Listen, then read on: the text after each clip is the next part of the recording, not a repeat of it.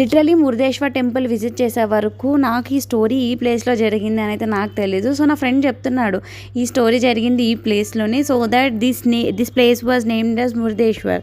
So ఆ story ఏంటి అంటే, so there is a story call రావణాసురుడు శివుని గురించి అంకుటిత తపస్సు చేసి మెప్పించి ఆత్మలింగాన్ని భూలోకానికి తెస్తాడు. సో కానీ శివుడిచ్చిన ఆత్మలింగం స్వభావం ఏమిటంటే భూమి మీద ఆ లింగాన్ని ఎక్కడ పెడితే అక్కడ స్థాపితం అయ్యి అక్కడ నుండి తిరిగి సఖ్యం కాదని శివుడు చెబుతాడట. సో రావణాసురుడు ఆత్మలింగాన్ని లంకలో ప్రతిష్ఠిస్తే ప్రతికూల చర్యలు జరుగుతాయని భావించి దేవతలను విష్ణువును వేడుకొనగా విష్ణువు తనయతో సూర్యాస్తమయం అయ్యేటట్లు చేస్తాడు. అప్పుడు రావణాసురుడు సూర్యాస్తమయం అయ్యిందని భావించి సంధ్య వార్చుకోవడానికి సంధిస్తుడు అవుతాడు. సో ఈ విషయం తెలుపుకున్న నారదుడు వినాయకుడి వద్దకు వెళ్ళి రావణాసురుడి వద్ద నుండి ఆత్మలింగాన్ని తీసుకొని భూమి మీద పెట్టాలని చెబుతాడు. సో అప్పుడు వినాయకుడు నారదుడు కోరినట్లు రావణాసురుడు సంధ్య వార్చుకునే సమయానికి బ్రాహ్మణ వేషంలో రావణాసురుడి దగ్గరికి వెళ్తాడు. సో ఆ బ్రాహ్మణ బాలుడిని చూసిన వెంటనే రావణాసురుడు తాను సంధ్య వార్చుకోవాల్సిన కారణమున ఆ బాలుడిని లింగాన్ని పట్టుకోవాల్సిందిగా కోరుతాడు. సో అప్పుడు వినాయకుడి లింగం చాలా బరువు ఉండటంతో తాను 3 times పిలుస్తాను, సో సమయం వచ్చినప్పుడు 3 సార్లు పిలుస్తానని, రావణాసురుడు రాకపోతే ఆ లింగాన్ని భూమిపైన పెడతానని చెబుతాడు.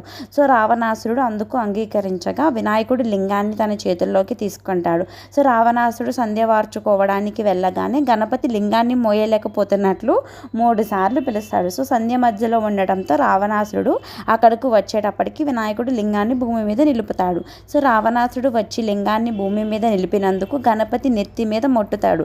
గణపతి నెత్తికి గుంట పడుతుంది. సో వినాయకుడు భూమి మీద నిలిపిన స్థలం గోకర్ణ మురుడేశ్వర లింగం పడిన భాగంలో ఒక ప్రదేశం.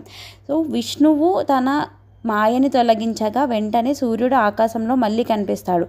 ఈ విషయాన్ని గ్రహించి రావణుడు ఎంతో క్రోపదిగ్రుడై ఆత్మలింగాన్ని తన చేతుల్లో పెక్కలించి ప్రయత్నం చేస్తాడు. సో ఆత్మలింగం పైన కవచాన్ని విచ్ఛిన్నం చేసి విసిరితే గోకర్ణకు 23 కిలోమీటర్ల దూరంలో సజ్జేశ్వర అనే ప్రదేశంలో పడుతుంది. సో లింగం పైన మూత తొలగించి విసిరివేస్తే అది గోకర్ణకు 27 కిలోమీటర్స్ దూరంలో ఉన్న గుణేశ్వరలో పడింది. సో లింగం పైన వస్త్రాన్ని విసిరివేస్తే అది కందుక పర్వతం పైన మృదేశ్వరలో పడుతుంది. సో ఆ పేరు కాలక్రమాన మురుడేశ్వర్గా మారింది.